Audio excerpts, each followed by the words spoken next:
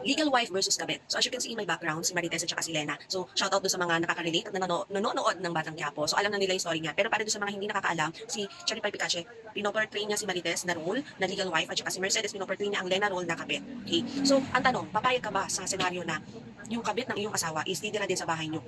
Magkakasama kayo. Kasi dun sa Batang Quiapo, ganun po ang senaryo nila ngayon. So ako, in my opinion, syempre hindi ako papayag. Pero bakit nga ba nangyayari ito sa mga Pilipino? I'm not sure if may mga ganitong senaryo sa ibang bansa, pero sa Pilipinas, meron akong mga nababasa na papanood na ganito talaga ang senaryo. So bakit nga ba? So for me, kasi ang mga Pinoy, they're very attached to family culture, na parang kung kaya mong ayusin talaga yung pamilya mo, maging buo is gagawin mo. Okay? Kahit na yun na nga, nagtaksil na yung asawa mo, susubukan mo pa rin maging buo. Pero paano kung hindi na kaya? Katulad nito, ibinahay na yung kanyang kabit, di ba? Kasi nga nabuntis na yung kabit. Yung mga ganitong senaryo. Tapos ito pang asawa niyang lalaki, itong mister niya is parang very matapang tayo siya pa talaga matapang na parang binabaliktad niya yung sitwasyon. So, nangyayari to, sa totoo lang may mga lalaking ganito na sila na yung may kasalanan, pero ibabalik pa nila doon sa misis nila yung fault. Bakit sila nang bababae, ganun ba?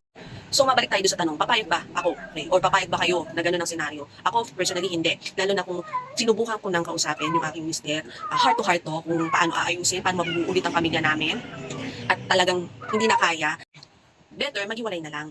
At siguro pag-usapan na lang yung mga dapat pag-usapan, kung meron kayong ari-arian na kailangang paghatian or sa mga bata, yun na lang siguro.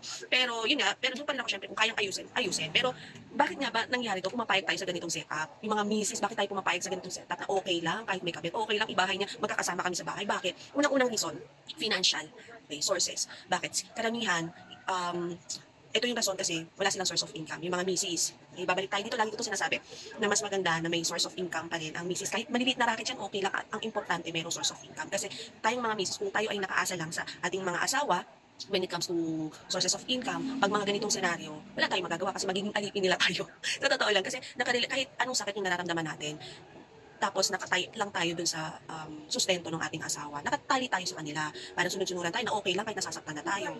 Yung tipong galit ka na inis ka na, nasasaktan ka na, hindi mo masabi ng harap-harapan sa mister mo. Bakit? Kasi siya nagpapakain sa'yo, sa inyo ng pamilyang ng mga anak mo. Siya ang nagsusustento lahat ng gastusin sa bahay. So parang nagkaroon ka ngayon ng utang na loob, which is hindi dapat ganoon. Kasi technically, ang asawa, ang mister, at saka ang mister, nagtutulungan din yan talaga. Depende din sa usapan nyo, financially man yan, sa gawaing bahay, sa pagpapalakad or pagdidisiplina sa mga bata, mga ganyan, pinag-uusapan lahat yan. Pero when it comes to money matters, pag ang lalaki lang ang kumikita, mahirap sa part ng babae, na lalo ng pagkagalit ka, tapos wala ka ng pera, wala ng budget, talaga namang aamo ka, kahit ikaw yung galit, ikaw pa magsusorry, di ba?